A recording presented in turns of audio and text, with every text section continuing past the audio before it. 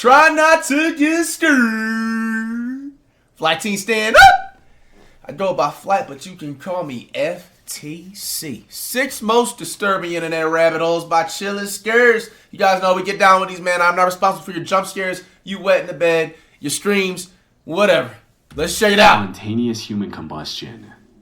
At around 8 a.m. on July 2nd, 1951, a woman named Pansy Carpenter received a telegram. It was addressed to one of her tenants, a 67-year-old woman named Mary Hardy Reeser. She went to Reeser's apartment to deliver the telegram, but despite calling out to her multiple times, Pansy didn't receive any response. Wow. She tried to open the door, but the doorknob to Reeser's apartment was uncomfortably hot to the touch.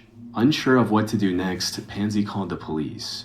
After arriving on the scene, officers opened the door by force. However, what they saw behind that door would haunt them for the rest of their lives. Reeser was gone. In her place was a pile of ashes scattered across the floor. Upon closer inspection, officers found part of her left foot still wearing a slipper along with fragments of her backbone. It's definitely not a hoax or legend. One of the earliest documented cases of spontaneous human combustion was recorded in 1746 when Paul Rowley wrote about the mysterious death of Countess Cornelia Zangari Bondi. Since then, dozens of similar incidents have been reported across the world. One of the recent examples of this phenomenon was in Sequoia County, Oklahoma in 2013. The cause of this house fire is still undetermined, where they found a man dead inside his home, but the sheriff says he isn't ruling out spontaneous human combustion as one of those causes.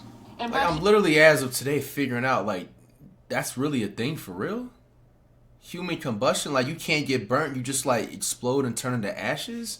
Prayers all the victims. Investigators say they found a man dead from a fire lying on the kitchen floor, but the sheriff says there were only reports of smoke coming from the house. Fire investigators who have years of experience say they've never heard or seen anything like this before. I don't get it. Any doctors out there, anybody that studies the human body, can you please explain to me in the comments or something? What is this? So you can have a health condition that can literally technically burst your body into flames or something? Is that how you say it, or? I really would like to see the coroner's report on this one after it goes to the state crime lab. So, what's going on? How could a human body that's around 60% water go up in flames? Exactly. Of course, some theories lean into the bizarre, claiming phenomenon like poltergeist activity, lightning strikes, or even unexplained cosmic forces. There's even speculation about a mysterious subatomic particle called a pyrotron that allegedly ignites human bodies. But these ideas are for the most part easily dismissible. The people making these claims don't have any real evidence to back them up. That said, we can get some idea of what's going on after taking a closer look at all of the reported cases. And after sifting through most of them, I noticed some similarities between the victims. Notably, many of them were elderly and on the heavier side when it came to weight, had an unhealthy drinking or smoking problem, and a potential source of fire was nearby, like a burning stove or fireplace. Researchers have noticed these similarities as well and have proposed the wick effect theory. To understand this theory, think of how a candle works. When we light the wick on fire, it uses the wax surrounding it as fuel to burn for an extremely long time. Right. So, according to the wick effect theory, something like this must have happened. The fire likely started from an external source like a lit cigarette or a spark from the fireplace igniting the victim's clothes. The person was either passed out from drinking or was too weak to immediately put the fire out. Or before the clothes could burn off, the fat stored in their bodies started acting like the wax in a candle, making them burn until there was nothing left. Wow. This would also explain the bizarre burning pattern where the torso is completely incinerated and the legs are left behind, since we carry most of our fat content in our abdominal region and very little in our legs. Unfortunately, experiments performed to prove this theory haven't been very successful. For instance, back in 2016, BBC decided to recreate the conditions of the wick effect with a pig carcass. And while its body was completely roasted, it didn't disintegrate into ash like the many cases of human combustion. But, bro, a pig's body and a human's body is not the same, so simply because the fire fueled by fat tissue doesn't have the temperature required for what's essentially cremation.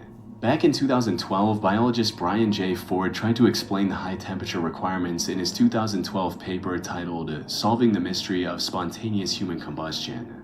According to Brian, factors like alcoholism or low-carb dieting produce acetone in our bodies, which is the same chemical found in paint thinner. Now, acetone is extremely flammable and can easily reach temperatures that would turn a person into nothing but ash. It might turn out to be something completely different from what we believe right now. Now think about it, it kind of was almost, I feel like, close enough to and it probably still can't be right, but like I said, doctors, can you help me out on this? I'm trying to think that maybe whoever gets like deals with like combustion, do they have like a large amount of like alcohol intake or some type of food that has like a lot of like alcohol intake in terms that makes, because alcohol is flammable, as I said. So anything that like is flammable, did the person drink or consume something within 24 hours where it's still in their body? Because if you put like gasoline fluid or lighter fluid or whatever on the ground, like in a puddle, and you take a little, a random little lighter like this or something, you know what I'm saying, and light the ground, like you can make a whole fire and stuff like that. So I'm thinking, does it have to do in a way with how the human body does with combustion, or is it something different? But this phenomenon of humans burning to ash without damaging their surroundings is real. And it's just a matter of time before someone uncovers the truth behind this disturbing rabbit hole. Before we move on, I wanted to take some time to talk about this game. It helps remove and scares or about if OKC bombing unidentified leg. In 1995, Oklahoma became the site of one of the deadliest acts of terrorism in American history. Really? Amid the chaos and destruction, rescue workers made a strange and unsettling discovery: a single unidentified leg buried in the rubble. What should have been just another piece of forensic evidence quickly spiraled into a chilling mystery, one that continues to raise questions long after investigators thought the case was closed. But to fully grasp how this one unidentified leg ties into the bigger plot, we first need to understand what happened that day. On the morning of April 19, 1995, at 8:57 a.m., a mysterious Ryder truck pulled up in front of the Alfred P. Murrah Federal Building in downtown Oklahoma City. However, the people working in the Murrah building didn't pay much attention to it. Work was about to start and everyone was rushing to clock in on time. Unfortunately, this day would end in disaster just minutes later. At 9:02 a.m., the Ryder truck exploded with the force of 5,000 pounds of TNT. Within moments, the surrounding area looked like a war zone. A third of the building had been reduced to rubble, with many floors completely flattened. Dozens of cars were incinerated on the spot. I didn't even know about this until today. 300 nearby buildings were damaged or destroyed. The momentary damage was estimated to be over $650 million, but the human toll was far worse. The explosion claimed the lives of 168 people, including 19 children. What? Bro! Who was sick enough to do that, bro? 1,100 people were also injured in the initial detonation and the resulting collapse of the building. It wasn't long before the FBI was on the scene and looking for clues to find the suspect, which didn't take long. On April 20, investigators found the rear axle of the Ryder truck. That single piece of evidence carried a vehicle identification number, leading them to a body shop in Junction City, Kansas. With the help of the employees of the shop, investigators were able to create this sketch of the person who rented the Ryder truck that was used in the attack. The next step was to circulate it around town. By April 21, the break they needed arrived. A local hotel employee recognized the sketch and even remembered the man's name, Timothy James McVeigh, a 27-year-old ex-Army soldier. Timmy. However, when investigators began looking for Timothy, they made a shocking discovery. He was already in jail. As it turns out, he had been arrested just 90 minutes after the bombing, roughly 80 miles north of Oklahoma City. Oklahoma State Trooper Charlie Hanger pulled him over for driving without a license plate. The state trooper also found a concealed weapon on Timothy, which led to his arrest. A thorough search of his getaway vehicle also revealed a business card with an incriminating statement written on the back, reading, "TNT at $5 a stick, need more." As investigators looked deeper, they learned about Timothy's motive behind causing such a tragedy. His actions boiled down to extreme radicalization and anti-government rhetoric. Much of his anger stemmed from the 1993 Waco siege in Texas, a 51-day standoff between federal agents and the Branch Davidians, a religious cult. The siege ended in a catastrophic fire that killed 86 people, including women and children. Wow. Timothy was particularly angered by the government's use of tear gas on women and children. He had been exposed to the gas as part of his military training and was familiar with its painful effects. However, despite catching their suspect and learning about his motive, the investigators wanted to weed out any potentially hidden accomplices, like foreign terrorist organizations. They reviewed multiple pieces of information and found out that Timothy used barrels and ammunition nitrate fertilizer as the primary source for the explosion. They also discovered and arrested his two accomplices who helped him throughout the process, Michael Fortier and Terry Nichols. With their arrests, investigators believed the case had finally been cracked wide open. However, during the rescue efforts, the police encountered a new problem. Amid the rubble, they discovered an unidentified left leg. By this point, most of the victims had been accounted for and buried. The existence of this leg didn't make sense. Who did it belong to? Things became even more disturbing when the owner of the leg was identified as one of the victims, Lakeisha Levy, a member of the U.S. Air Force. However, when they exhumed her to place the leg where it belonged, the investigators were shocked to see that Lakeisha was already buried with two legs, a left and a right. Further investigation revealed that the unidentified leg did indeed belong to Lakeisha, and she had been mistakenly buried with one wrong leg. But this raised an even bigger question. Who was the owner of the leg Lakeisha was buried with? It has been nearly 30 years since the incident, and we still don't have an answer. Bro, this is actually genuinely a crazy story, bro. Prayers to all of those victims, man. I never knew about that about Oklahoma, man. They don't teach you that stuff in school, bro. Like, man. A popular theory I came across was that the mysterious leg belonged to a second accomplice who came with Timothy and was mistakenly caught in the blast. This would be a viable theory if not for the fact that the investigators did not find any solid evidence pointing towards a second suspect being at the crime scene. But despite the lack of proof, the mystery has sparked some wild conspiracies. You see, there's a group of people who believe that the bombing was a government conspiracy to cleverly destroy investigative documentation regarding the Clintons and the Whitewater scandal. According to this theory, the mysterious leg belonged to what happened with that scandal? An accomplice who was working for the government. And the reason it hasn't been identified even after all these years is because it's part of a deliberate cover-up. But from what I've seen, this theory is a bit too far-fetched to be true. Think of it this way, if the people in power wanted to get rid of some documents, they had a million other, more suitable ways to accomplish this goal. Ones that did involve the tragic loss of so many lives. That's sad, the more man. likely explanation for this mysterious leg is that it belonged to some undocumented homeless person who was near the building at the time of the incident. One Reddit user also backed this theory with a personal account stating, "I visited the area the day before with a coworker to get a search warrant from the U.S. District Court and also visit the people in the Murrah building. I was there during the investigation as an investigator. There was a black homeless woman that panhandled in front of the Murrah building. Everyone in my office was convinced it was her. We had seen her many, many times. You'll never change any of our minds that the leg wasn't hers." However, we really don't know if this is true to this day, and we likely won't ever, as I highly doubt the FBI or the Oklahoma government would reopen the 30-year-old case and spend tons of money just to confirm or deny the theories floating on the internet. Wow, man. Sad stuff. Hybrid. In March of 2002, a tabletop RPG called The One Paragraph RPG was published by a person named Matthew/C++. It was already an extremely bizarre and overly complicated game with nonsensical rules and mathematical equations. However, the author changed its name to Hybrid and kept updating the game over the upcoming years. And with each update, the game got more and more complicated. As it stands right now, Hybrid has a total of 551 rules, which explain everything from the progression to the power system. But the truth is, these rules don't really explain anything.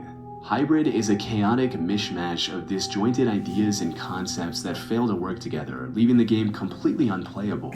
Of course, the large number of rules is a massive deterrent for most people, not to mention the horrendous, headache-inducing color scheme of the website.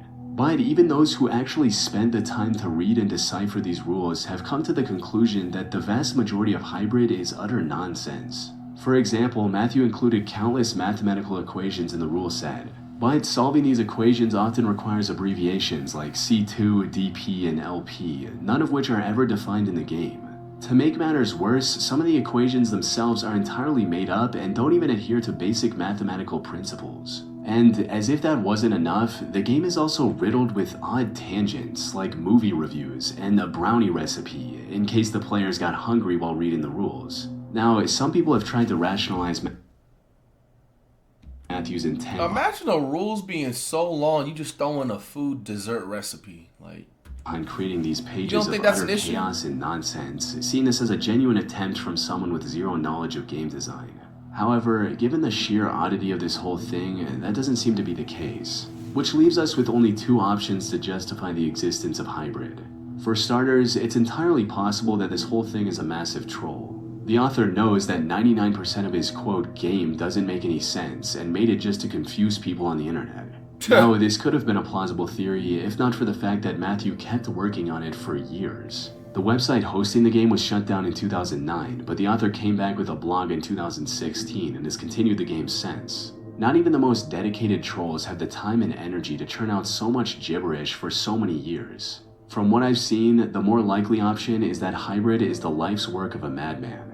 Matthew is serious about creating the most complicated tabletop RPG ever. However, he's also suffering from some sort of mental illness, likely schizophrenia, which would explain everything from the random tangents, nonsense rules, and bizarre rants. In fact, the Hybrid RPG poses a striking resemblance to poorly planned comics by someone named Jack Masters, which I discussed in a previous video. Jack was also suffering from severe schizophrenia and created something just as bizarre as Hybrid.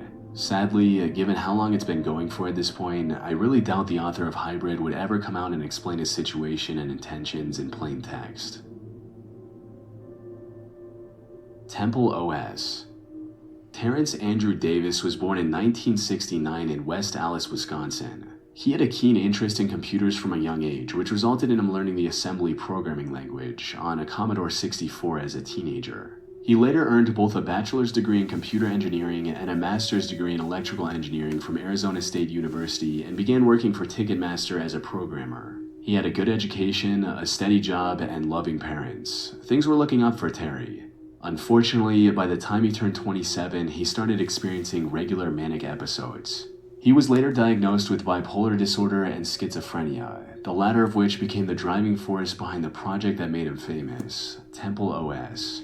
You see, back in 2003, he experienced a self-described revelation. In his words, God spoke to him and asked him to create a temple, which would later take the shape as an operating system. This operating system went through many names, including J Operating System, Sparrow OS, and Lose Those. Terry finally settled on the name TempleOS in 2013 and published his work for the world to see. The most impressive thing about TempleOS is that Terry spent a decade building it from scratch. It featured 119,000 lines of code, and every single one of them is written by Terry himself without relying on any existing libraries of code. And for an OS created by a single person, it's chock full of features, including his own programming language called Holy See, and multiple games based around religion. I can't read any of that stuff. Like After Egypt, which requires the player to travel to a burning bush, which generates randomized text. Terry believed that this text was coded messages from God. However, while his programming skills remained sharp, his ability to grasp the reality around him kept getting weaker by the day. He would often go on incomprehensible rants with an unhealthy dose of slurs. God, I hate Frazier. The CIA glow in the dark. You can see them if you're driving. You just run them over. That's what you do. CIA. He often posted similar rants on his Twitter account as well. However, among the madness, he would sometimes become lucid and say some extremely profound statements. What's reality? I don't know. When my bird was looking at my computer monitor, I thought, that bird has no idea what he's looking at. And yet, what does the bird do? Does he panic? No, he can't really panic. He just does the best he can. Is he able to live in a world where he's so ignorant? Well, he doesn't really have a choice. The bird is okay even though he doesn't understand the world. You're that bird looking at the monitor, and you're thinking to yourself, I can figure this out. Maybe you have some bird ideas. Maybe that's the best you can do. Unfortunately, his mental health took a devastating turn in December 2017. After refusing to take his medication, Terry got into a heated argument with his parents. Well, I'm King Terry, and learned how to purify myself in a horribly impure environment. It's pretty rough living homeless in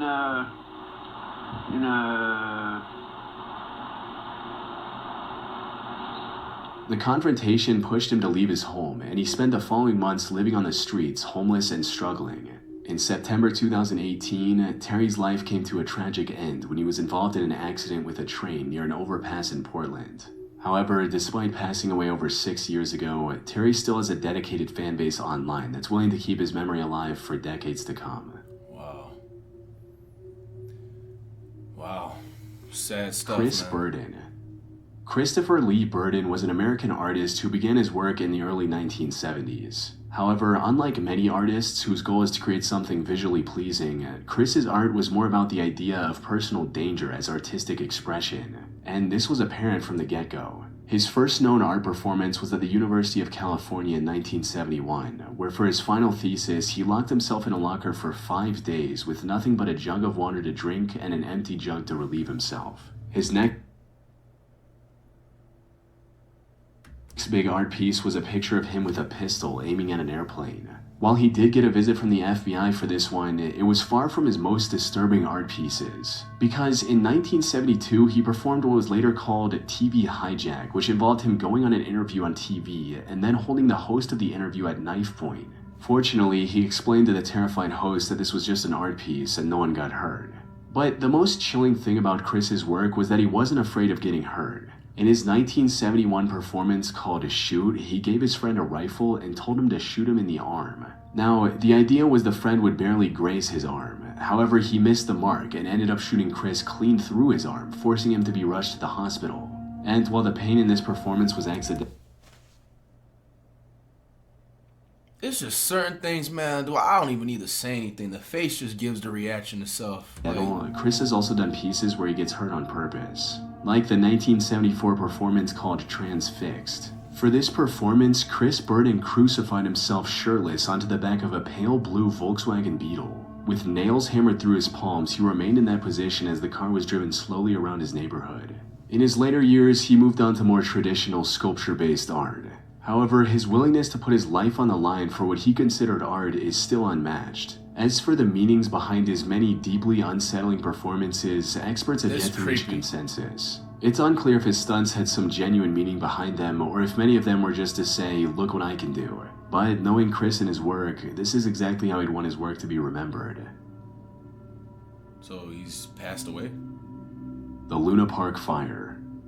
On June 9, 1979, at around 10 p.m., Sydney authorities received a call that would change the lives of many people forever. The ghost train ride at Luna Park was on fire, and dozens of people were stuck inside. Where is this at? The ghost train's signature feature was its dimly lit, winding tunnel, where riders were surrounded by special effects, including an imitation fire. For many inside, the flames ahead looked like a part of the ride, a harmless illusion meant to thrill. But as they would soon learn, this fire wasn't part of the attraction. And by the time they realized the danger, it was too late.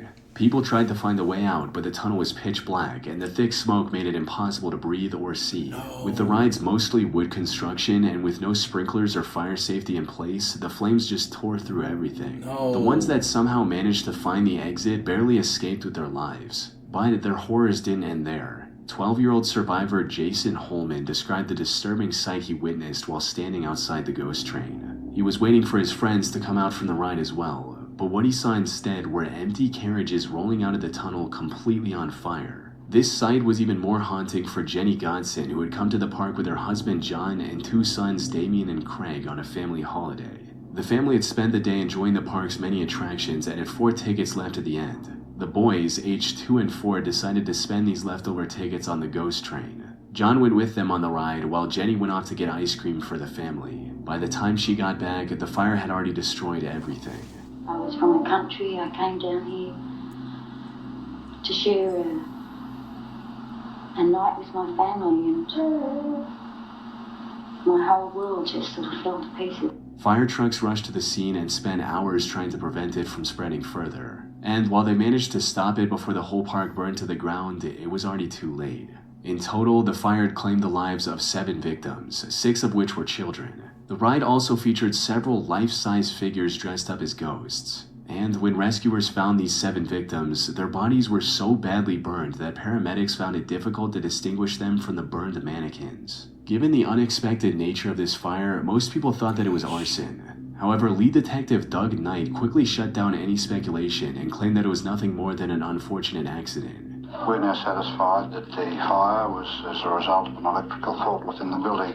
Now, I have seen many paranormal theories that try to explain the fire. For instance, some believe that since the ride was themed after ghosts, it resulted in actual ghosts gathering there in its tunnels and causing a fire. One of the victims, Damien Godson, also took this picture with a cowman earlier in the day, sparking the speculation that this mysterious masked man was the one who caused the fire, when in reality he was likely nothing more than a mascot.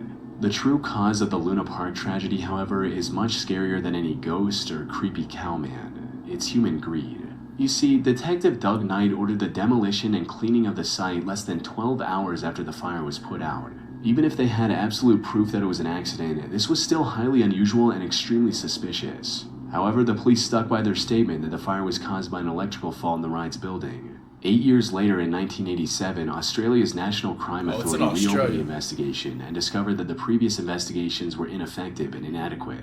However, despite this revelation, the Luna Park case would remain a mystery for another 34 years. In 2021, journalist Caro Meldrum Hanna investigated the case and uncovered previously hidden evidence, including several key witness statements. According to Caro, the police went to great lengths to hide statements from people who mentioned smelling highly flammable kerosene before the fire broke out.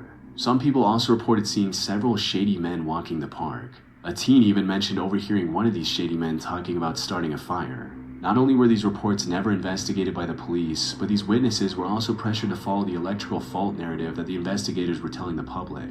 And Doug Knight was supposedly in on it the whole time. He was allegedly working for crime boss Abe Saffron, who was also known as Mr. Sin. He wanted to own the prime waterfront real estate the park was sitting on. And what better way to drive down its value than by reducing it to ashes? As a result of Caro's findings, the Australian government has now reopened the Luna Park investigation. They've also placed a $1 million reward for anyone with information that could help investigators reach the bottom of this case. Perhaps this will pave the way for a breakthrough, finally delivering justice to those 7 victims after half a century. Sad stuff, man. Sad stuff. Hey man, shout out to Chilling Scares. A lot of educational things that I learned in this one too, y'all. There's a lot of the stuff they didn't teach me in school, at least.